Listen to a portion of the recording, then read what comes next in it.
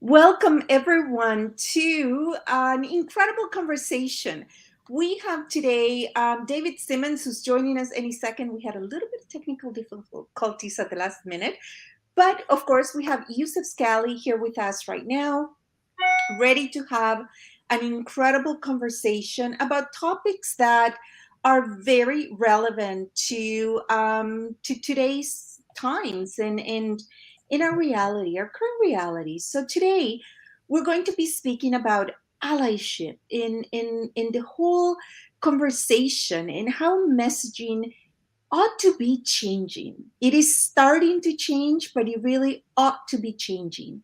And so, who better here to speak of allyship than Yusuf Scali, who is an empowerment coach, but also who does great work with leadership, has a global perspective, and overall, just a pretty cool kind of ally. So, welcome, Yusuf. Thank you for joining us. Thank you very much, Carolina, and thank you for bringing up such important subject that it's very close to my heart for multiple reasons that we will go through, but also that it requires some clarification and some insights on because allyship has been tied to many myths, in my opinion, and many misconceptions. So thank you for having me here. And there you go. We have David with us. We got David, the one and only. And I have to tell you, this is why you need allies. So, David, overall, incredible guy. But he's also the founder of Kingdom Social Media in webinars and all communicate digital communication is his jam. And we were planning this event because now we're able to stream or to communicate directly from LinkedIn. I had set up the event just to stream directly from LinkedIn. And David said to me this morning, I think we need a StreamYard connection. I'm like, no, it's direct. And he's like, okay, here we go. And it ended up being true on both counts because, anyways, and we're going to discuss that because David is if you want to get your video and your audio up and running for your messaging, David's your person. So we're very lucky to have him as a friend in our life. So welcome, David. Thank you, Carolina, and thank you, Yusuf. Good to see you both. Thank you for Good having to me see on. you. Wonderful. You two are two of my favorite gentlemen because you guys are breaking the mold. You are two mentor experts within Powerful Women Today, which is brilliant. And I love you guys for it because you know what? We need allies. We need to break down that barrier that only women can speak to women and only men can speak to, so we're going to have an incredible conversation today. I'm looking forward to your insights. So let's begin with allyship. Um, what what is your take on it, and how do you see it? What are the current trends that you see? We'll start with David, and then Yusuf. We'll hear from you. I've got to be honest. For me, um, it's it's a word and a phrase that I hear, but I just live. I feel like I live that in that way, right? So it's not. Um, you know how sometimes there's a trend, there's a craze, there's this, there's that. For me, it's just living. So allyship. So I'll give you an example. Um, I speak at a lot of women's conferences, right? And I don't go out of my way to go speak to a women's conference because I feel women need to be empowered more. I just believe women should be empowered, period. Right. So I and supported and should have access to the same things as men naturally because I grew up with a mother. Well, go back a generation. My grandmother was an entrepreneur who raised seven kids. Her husband died when my mom was 4 months old. So my mom didn't grow up with a father, and I saw what she instilled into my mom and my mom instilled into me. I come from a lineage of strong women, so I guess it's natural for me in that sense to be of support. And again, I don't even, so I say the allyship and things of that nature. For me, it's just living. It's natural. It's a part of me.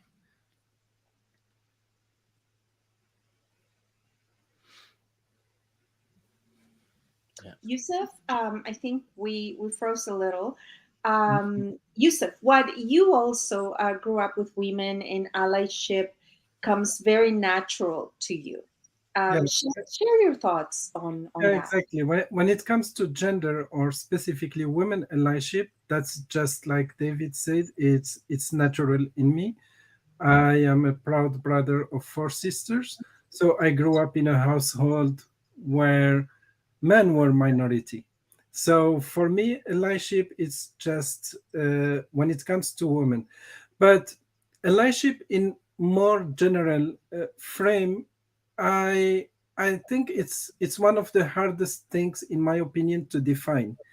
And it might be easier for me to say what I think is not allyship, because for me, allyship it's not a social media post. Allyship it's not a hashtag. Allyship it's not only a friendship. Allyship is not only being aware. And I would say allyship it's not a noun. And I think honestly that the noun shouldn't have exist. It should have been a verb. It's an action and a continuous action. Oops, it seems that we lost Carolina. Hmm.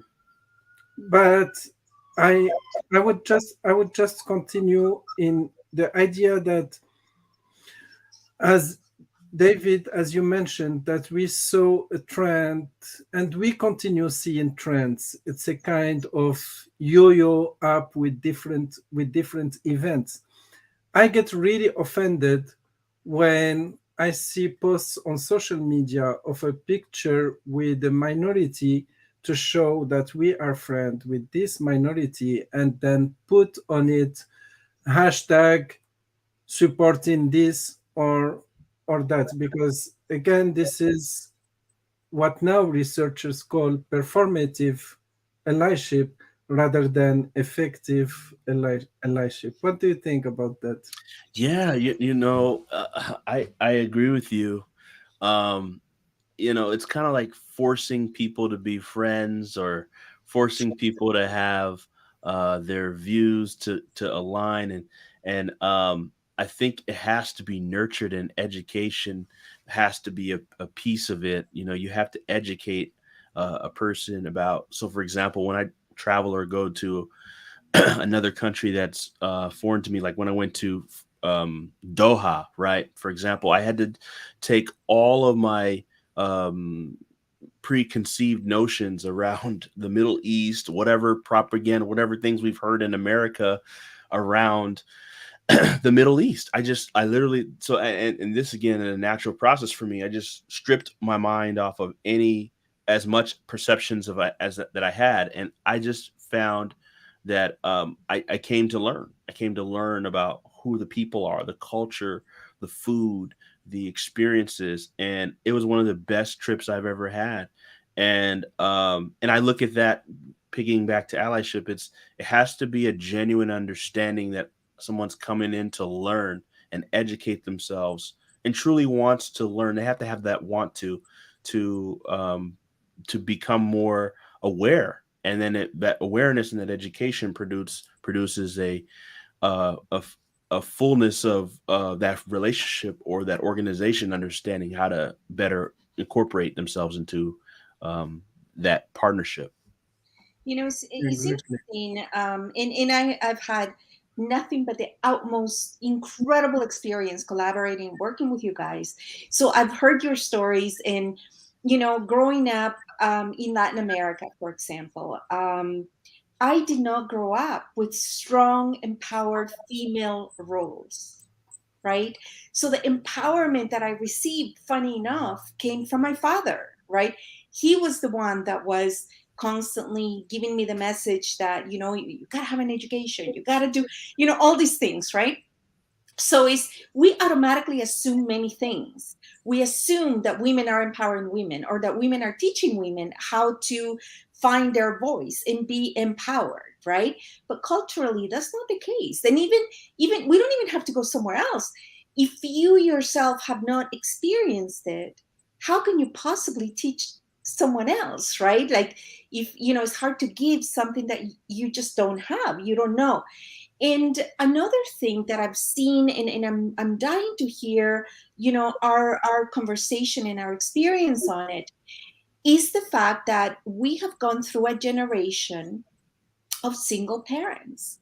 So a lot of, little boys have grown up with a mom as being, tech support, nurse, teacher, champion, everything, and they have not received the allyship from a full-time permanent parent. No judgment on the parent, because families come to be what they are for a zillion reasons, right? Non-judgment. But there's also little girls that have grown up without having that direct allyship of maybe siblings, like boy siblings, or fathers that are full-time. So just like there's a gap in the mentorship for like super senior women, for women on the rise, because we're just getting there, so there's not many at the very top, right? There seems to be a gap when it comes to that allyship, because one thing is to love, another one is to know how to champion, right? Well, are you guys seeing that gap? Yusuf, and then David, please. Yeah, I would come back to what I was saying before, and I really mean it. It's that allyship as a noun for me shouldn't have existed on the dictionary. It should have been a verb. And again, because allyship, I see definitely that gap. It's not enough to say, Carolina, I empower you, because that doesn't mean anything if I don't know what you need actually. If I don't know your story, I am not here to teach you. I'm here to learn from you, and I'm here to listen to you. So my friends, they know me. I like acronyms, and they saw the post that you did, Carolina, and they were telling me, "Oh, we are sure you will come out with an acronym for a lie." I did not, but now when David was asking, it came to my mind. The A, it's definitely ask the question. If I want to be your ally, it's really, I need to ask myself first. I need to ask myself, what are my privilege, and also I need to ask you, what are your areas where you feel that you lack privileges. And the other thing is that we can all be alike, because we all have privileges, and we all have a lack of privileges, and we have vulnerabilities. So when we look at allyship from one dimension, I believe, and that's what I was doing mistakenly for quite a long time, I realized that I was missing a lot on the intersectionality of the different aspects of privileges and vulnerabilities. And being aware of that, it really required me to work on myself, on my own self awareness. And also, it's not to me to define what is allyship. It's to the person I want to support, the person I want to be with, to define what is allyship. And that was one of my own errors, is that I was self-defining allyship, and also I was not coping with the, I was telling David before when we lost you for a second, Carolina, that we have noticed a yo-yo up in recent years with different hashtags, different social media posts as a form of a performative allyship or optical allyship rather than effective one. But also we once, and I was one of those who were posting all the time about this, and a friend with different abilities reached out to me and said, "Stop tagging me in your posts." Oh, because I have a battle fatigue from that. I need to calm down. And that was an eye opener to me. yeah. Good for her or him that brought that up. And I have to tell you, I have an issue with the word privilege because we've brought it down to its lowest denominator to make it, a single one dimensional. Because you know what, there is so much privilege, and to think that they have it and you don't is, it almost becomes self-fulfilling. And I love the work that David does in calling it a gift. Find your gift, right? And then share your gift, because it's in sharing that I believe that you activate it, in that it comes that fulfillment, and it comes that joy. So tell us about that, because I find, when I met you, it was a little bit intimidating, and I'll tell you why in a few seconds, but mainly because you're a bigger company than the companies that we're used to dealing with in mentor experts. We normally deal with solopreneurs, right? So when I met you and I saw how big you were and established and your impact, and I'm thinking, and you want to be one of our mentor experts and you want to be an empowerment coach, it's like, okay, like how can I serve, right? And then I spoke to you, and you spoke about gifts, and there was such a gentleness, and there was such a you're a true believer. That's the energy I got from you.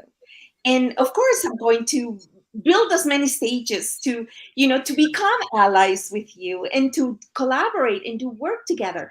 But I want the world to hear your perspective on gifts, and that's a great way to champion someone. Go ahead. Yeah, thank you. I'm humbled by that, Carolina. Thank you so much. Um, for me, I guess it always starts with the story. For me, is I grew up in a very strict household, and I was kind of forced down a few paths, whether lawyer, doctor, engineer, accountant. So um, I was supposed to be an engineer, but I got into this digital media world, and I made a lot of mistakes. With the pressure to succeed as a child. So I got expelled in high school. I almost had a felony after turning 18 from some stupid incident, and a lot of different things happened. So I was an outcast in my family, right? I wasn't expected to become anything. I wasn't expected to achieve anything. I wasn't expected. In fact, I was, my peers voted me. They didn't put it, they didn't publish it in a book, but they said most likely to end up in jail. Oh, Yeah. Yeah. Most likely to end up in jail. And I did. Sadly, I told you that incident. I don't have time to go into that in detail. But so that I came from a place of like, what value do I have to give to the world, right? And so at 19, through a series of experiences and finding God for myself, and finding I had some talent, I had some gifting, and one of those giftings was teaching. So the ability to teach and train and help other people through that, and accompanied with that is the gift to encourage. So when I found my gift, I became alive again. Like I realized that that my gift was something that I get to share with others, but also others get to benefit from. And in realizing that, I said, well, if I got this much, joy and knowing what my gift is, how many other people were just like me that either don't know their gift or they're not using their gift? And as I started to study and learn more about gifting, I realized there's three things that need to happen with leveraging one's gift in this world. First, you need to discover what it is, which is where I was. And then you need to develop it into mastery, become the best you can at that gift. And then you need to do the last piece, which a lot of people don't do. So this is why I'm even in marketing today, is distributing that gift, which is marketing that gift. So discover, develop, distribute. And I realized that if you're not distributing your gift, is actually selfish. So what we're doing right here today, having this meeting, uh, uh, communicating around allyship, it's sharing the gifts that we all have. It's sharing the value that we all have, and I believe that's the greatest thing we can do is to share ourselves, share our values, share our gifts. absolutely. And another, and I tell you, I clearly believe in powerful women today, and I believe that you know, women need to build their emotional and financial independence. I also believe that we need to champion and empower our partners and our brothers and our sons and our fathers, because this is not about, I don't know, burning anything, right? This is really more about building together, right? And sharing our gifts, right? And I love that metaphor. And I have to tell you, you two, and I'm sure you know it, you hear it, or you don't. And I do want to make sure the world to know, a powerful women today. We have two incredible gentlemen that are some of our mentor experts, and that also help in making sure that we don't radicalize ourselves, because that's as a vision for our organization, that is the farthest thing that I would ever want to do, right? So we're helping each other be balanced. In how we met Yusuf, and these are men of courage. How I met Yusuf is, we had an event, and I'll say it briefly because I want all men to hear this. um, there was an event held by Powerful Women Today. I can't even remember the topic. Something like 1,200 people signed up. And at the time, we only had this Zoom that held like 100 people, so people couldn't get in. And it was, I did not know David then, so I wasn't getting the proper technical support. But anyways, Yusuf managed to be one of the first ones that logged in, and ended up being like one of two men in 98 women, right? And it was related to human resources. So it was already an industry that is dominated by women. And you know what? Without, and you can finish your experience with it, Yusuf, because men also need to feel comfortable having a little bit of role reversal, right? Being the only men in the group, and how that talk about a gift. That is a gift that you can bring to thought leadership. So you can finish the story, Yusuf, being the one man among 98 women in that call. Yeah, exactly. I mean, that event is really, I cherish it a lot, because first, that's what brought us together, but also because it opened my eyes, like how I felt the first minutes being the only man in the room. We were two or three, I think. And and also when you started talking about women empowerment, so my first reaction was like, we are talking about empowerment, we are talking about women empowerment, and we are talking about human empowerment and the human resources all at the same time. So my reaction was like, where are the men's? Why we are talking just about empowerment just between women? And especially when we talk about women empowerment, I want always to see men involved in the conversation. The Mhm. same thing that we need to be involved in the different vulnerable or marginalized or uh, any designated group. I mean, I try to stay away for designations, but in our world, it's really challenging. So for me, it's not only the thing that the courage that I had to tell you, Carolina, where are the men? Why there are no He men did. here? He Which did I too. did, but the beauty of it, it's your reaction to that, which was really insightful to me, because when I asked the question and I asked genuinely, I said, "Do I need to log out?" And you said, "Of course not. Why would I mean? What are you talking to about?" So for me, that's really, it's a relationship, it's a connection. It's not, I am here to help you. It's help me to help you. It's and that's whenever I talk about, some of my friends, they give me the label of a lie.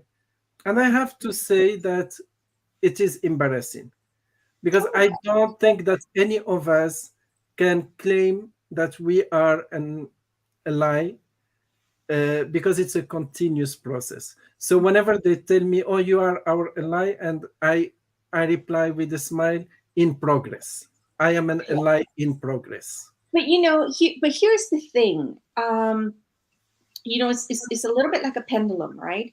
So women are just beginning to really, I genuinely credit the Me Too movement, not just because of what it meant Me Too wise, but what it meant for women to be able to speak up and feel that, you know what, we got nothing to lose. We have the technology now to really go viral. You know what I mean? Like nobody's hiding anywhere anymore.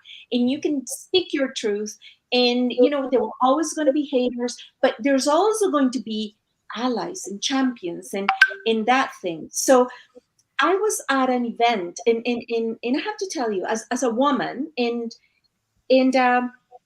we also have to unlearn because with the pendulum, right? We went from having no voice to we, you know, the future's female. It's like, listen, if we're gonna have a future, we're gonna have to get along, right? So now it's coming back to I'm hoping a more centric, you know, non-extreme wise. But I remember being at an event downtown Toronto. We got invited. Anybody that was leading a women's movement organization got invited.